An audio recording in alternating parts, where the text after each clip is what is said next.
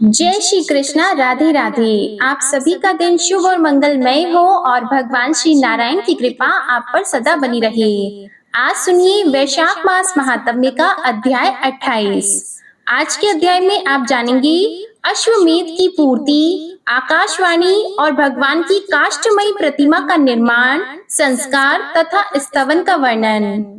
राजा ने जिस प्रकार आकाशवाणी ने कहा था वैसी ही व्यवस्था की थी।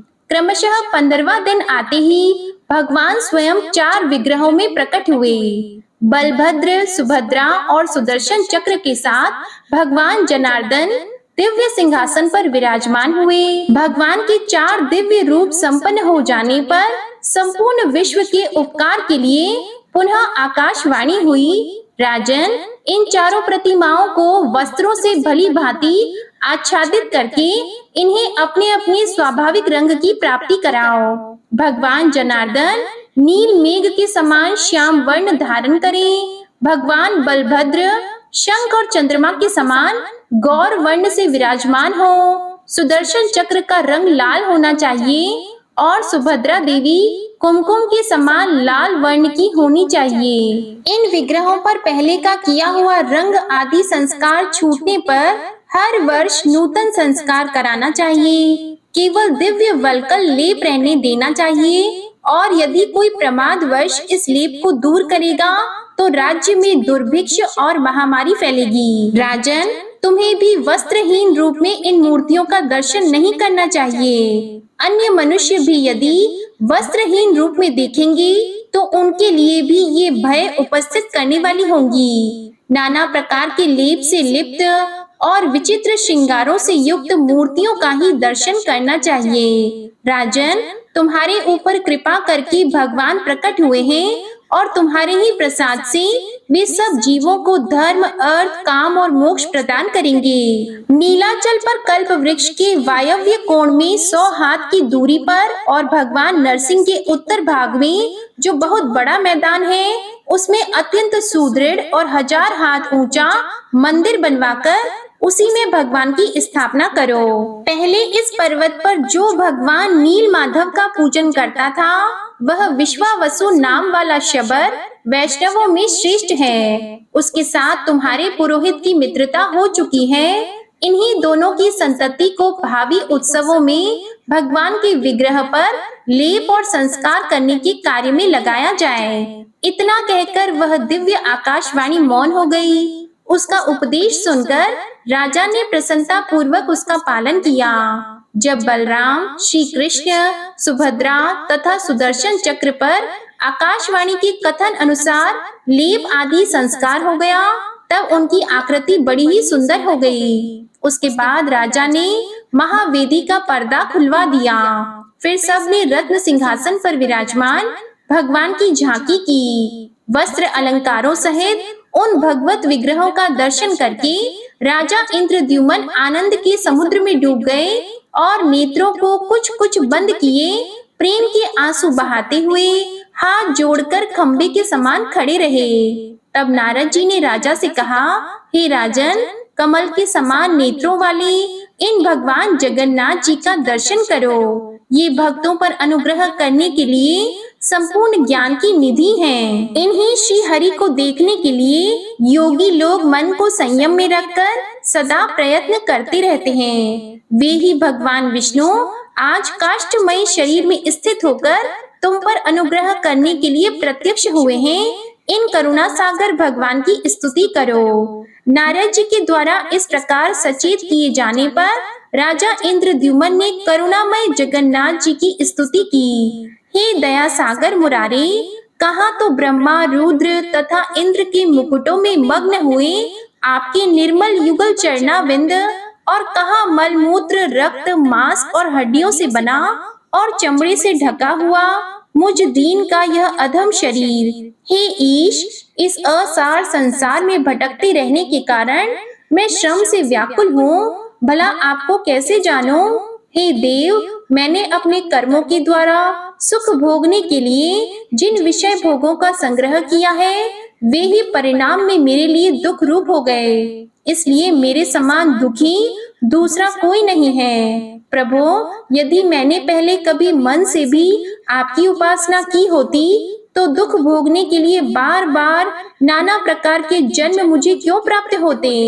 हे मुरारी, क्या आपके चरणाबिंदों से दूर रहने का ही यह फल नहीं है? संपूर्ण पृथ्वी के धन से भरा हुआ मेरा खजाना, सेना, मन के अनुकूल सैकड़ों स्त्रियां और निष्कंटक राज्य, यह सब कुछ आपके तत्व ज्ञान से शून्य पशु के तुल्य मुझ अधम के लिए बड़ा भारी भार हो रहा है। इसमें सदा कष्ट ही प्राप्त हुआ करता है और दीनों पर दया करने वाले ही प्रभु, आपके स्मरण करने मात्र से ही जीव की मुक्ति हो जाती है। इस संसार में आपके सिवा कोई मेरा बंधु नहीं है। मेरी बुद्धि आपके चरणाबिंदों से कभी अलग न हो। आप सच्चिदानंदमय परिपूर्ण सिंधु हैं, जो सहस्त्रों जन्मों का भाग्योदय होने पर आपको पा गए हैं। वे क्या कभी लेश मात्र सुख और अनंत दुखों से भरे हुए विषय भोग रूपी इंद्रजाल की ओर आंख उठाकर भी देखते हैं? कहाँ तो जिसमें लेश मात्र सुख और अनंत दुखों की खान रूप सैकड़ों ग्रंथियां हैं, ऐसे कर्मों का अटूट बंधन, और कहाँ अनंत अनादि एक और आनंद प्रद आपके पवित्र चरणाबिंद हैं। सब पर स्वभावतः कृपा करने वाले प्रभु, मूलभूत आप परमेश्वर को न पाकर तुच्छ कार्य के लिए बहुत भटकने वाले क्लेश के ही भाजन रूप मुझ अत्यंत दीन की रक्षा कीजिए। संपूर्ण विश्व के एकमात्र वंदनीय विष्णु देव, वेदांत वेद्य, अव्यय विश्वनाथ, आप ही समस्त पाप राशियों का नाश करने में समर्थ हैं। बलवानों में श्रेष्ठ बलभद्र, आपका विग्रह सहस्त्रों फणों से आवृत है। आप ईश्वर हैं, मैं आपकी शरण में आया हूँ। संसार को आश्रय देने वाली तथा संपूर्ण देवताओं को उत्पन्न करने वाली मंगलमयी सुभद्रा के दोनों चरणों को प्रणाम करता हूँ। हे नाथ, यह ब्रह्मांडों का समूह जिसकी किरणों के समुदाय से रचा गया है और जो दैत्यों की सेना का संहार करने वाला है, उस सुदर्शन चक्र के रूप में आपको मैं प्रणाम करता हूँ। इस प्रकार स्तुति करके श्रेष्ठ राजा इंद्रद्युम्न ने भगवान को साष्टांग प्रणाम किया और कहा, अनाथों के बंधु जगन्नाथ जी, संसार समुद्र में डूबे हुए मुझ दीन तथा दुख शोक से व्याकुल मनुष्य का आप कृपा पूर्वक उद्धार कीजिए। इसके बाद नारद जी ने कहा, अपार भव सागर से पार उतारने में तत्पर भगवान नारायण, आपकी जय हो, जय हो। सनक सनंदन और सनातन आदि श्रेष्ठ योगी आपके दिव्य तत्व का चिंतन करते रहते हैं। आप सर्वलोक स्वरूप, सब लोगों को सुख देने वाले, संपूर्ण विश्व के उपकारक तथा समस्त जगत के वंदनीय हैं। कोटि कोटि ब्रह्मा, रुद्र, इंद्र, मरुदगण, अश्विनी कुमार, साध्य तथा सिद्ध गण आपकी लीला विलास से उत्पन्न हैं। संपूर्ण देवता और दानव आपके चरणों में प्रणाम करते हैं। त्रिभुवन गुरु, आप किसी के भी पूर्णतया जानने में नहीं जाते, आपको नमस्कार है, नमस्कार है। इसके बाद अन्य अन्य राजा, वेदों के पारंगत विद्वान, क्षत्रिय मुनि, ब्राह्मण, क्षत्रिय तथा विद्वान वैश्य जाति के लोगों ने भी वैदिक सूक्तों, स्तोत्रों, पौराणिक स्तुतियों और स्वरचित कविताओं से जैसे बना उसी प्रकार बलभद्र और सुभद्रा के साथ कमल नयन भगवान श्री कृष्ण का स्तवन किया। इसके बाद राजा ने पुरोहित जी से भगवान वासुदेव जी की पूजा के लिए सामग्री इकट्ठा करने को कहा। फिर नारद जी के उपदेश से स्वयं राजा ने ही विधि एवं मंत्र उच्चारण के साथ एक एक कर उन सब विग्रहों का पूजन किया। द्वादश अक्षर मंत्र अर्थात ओम नमो भगवते वासुदेवाय, इस मंत्र से बलभद्र जी की पूजा की। इसी मंत्र के द्वारा उपासना करके ध्रुव जी ने परम उत्तम स्थान प्राप्त किया है। पुरुष सूक्त से राजा ने यथाशक्ति भगवान नारायण की पूजा की और देवी सूक्त से सुभद्रा की और सुदर्शन संबंधी ऋचा से सुदर्शन चक्र का पूजन किया। इस प्रकार अपने वैभव के अनुसार भक्ति पूर्वक उन सब की पूजा करके भगवत प्रीति के लिए उन्होंने श्रेष्ठ ब्राह्मणों को दान दिया। इसके बाद राजा ने शुभ समय एवं शुभ नक्षत्र में नारद आदि श्रेष्ठ ब्राह्मणों की पूजा करके स्वस्ति वाचन कराया और जगन्नाथ जी का स्मरण करते हुए वास्तु पूजन पूर्वक शिल्पी का भी पूजन किया। भगवान श्री विष्णु के उस काष्ठमय अवतार को देखकर कृतार्थ एवं पाप रहित हुए राजाओं को राजा इंद्रद्युम्न ने बड़े आदर के साथ विदा किया। जय श्री कृष्णा। आज का अध्याय यहीं समाप्त हुआ। अगले अध्याय में आप जानेंगे देवताओं तथा ब्रह्मा जी के द्वारा भगवत विग्रहों का स्तवन और उनकी स्थापना का वर्णन। अब आप सुनिए विष्णु चालीसा का पाठ। विष्णु सुनिए विनय सेवक की चित लाए, कीरत कुछ वर्णन करो दीजिए ज्ञान बताए। नमो विष्णु भगवान खरारी, कष्ट नशावन अखिल बिहारी। प्रबल जगत में शक्ति तुम्हारी, त्रिभुवन फैल रही उजियारी। सुंदर रूप मनोहर सूरत, सरल स्वभाव मोहनी मूरत। तन पर पीतांबर अति सोहत, बैजंती माला मन मोहत। शंख चक्र कर गदा विराजे, देखत दैत्य असुर दल भाजे। सत्य धर्म मद लोभन गाजे, काम क्रोध मद लोभन छाजे। संत भक्त सज्जन मन रंजन, धनुज असुर दुष्टन दल गंजन। सुख उपजाए कष्ट सब भंजन, दोष मिटाय करत जन सज्जन। पाप काट भव सिंधु उतारण, कष्ट नाश कर भक्त उबारण। करत अनेक रूप प्रभु धारण, केवल आप भक्ति के कारण। धरणी धेनु बन तुम ही पुकारा, तब तुम रूप राम का धारा। भार उतार असुर दल मारा, रावण आदिक को संहारा। आप वराह रूप बनाया, हिरण्याक्ष को मार गिराया। धर्मस्य तन सिंधु बनाया, 14 रत्नन को निकलाया। अमिलख असुरन द्वंद मचाया, रूप मोहिनी आप दिखाया। देवों को अमृत पान कराया, असुरन को छवि से बहलाया। कूर्म रूप धर सिंधु मझाया, मंदराचल गिरि तुरत उठाया। शंकर का तुम फंद छुड़ाया, भस्मासुर को रूप दिखाया। वेदन को जब असुर डुबाया, कर प्रबंध उन्हें ढूंढवाया। मोहित बन कर खल ही नचाया, उस ही कर से भस्म कराया।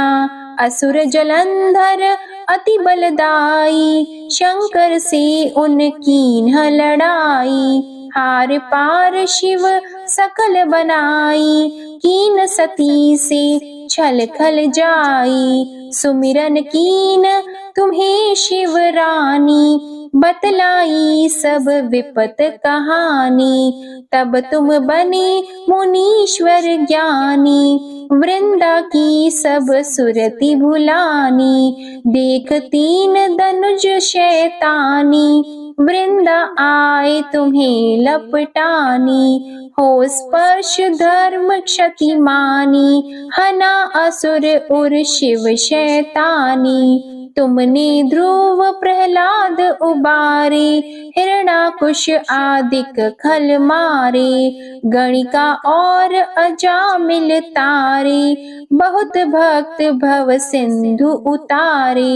हरहु सकल संताप हमारे, कृपा करहु हरि सिरजनहारे। देखहु मैं निज दर्श तुम्हारे, दीप बंधु भक्तन हितकारे। चाहता आपका सेवक दर्शन, करहु दया अपनी मधुसूदन। जानो नहीं योग्य जब पूजन, होय यज्ञ स्तुति अनुमोदन।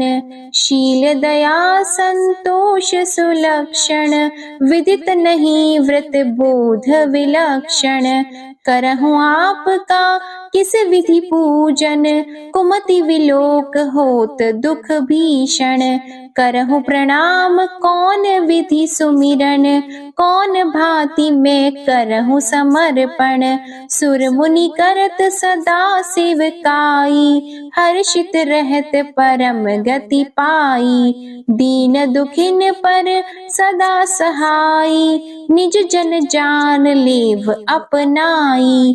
पाप दोष संताप नशाओ, भव बंधन से मुक्त कराओ। सुत संपत्ति दे सुख उपजाओ, निज चरणन का दास बनाओ। निगम सदा ये विनय सुनावे, पढ़े सुने सो जन सुख पावे। श्री विष्णु चालीसा समाप्त होती है। प्रेम से बोलिए भगवान विष्णु और माता लक्ष्मी की जय। आपको आज की कथा पसंद आए तो वीडियो को लाइक कीजिएगा, शेयर कीजिएगा, कमेंट में भगवान श्री लक्ष्मी नारायण जी की जय लिखिएगा और चैनल को भी सब्सक्राइब कीजिएगा। इसी के साथ आज आप हमारे चैनल पर मंगलवार व्रत की कथा भी जरूर सुनिएगा। प्रेम से बोलिए श्री हरि विष्णु जी की जय।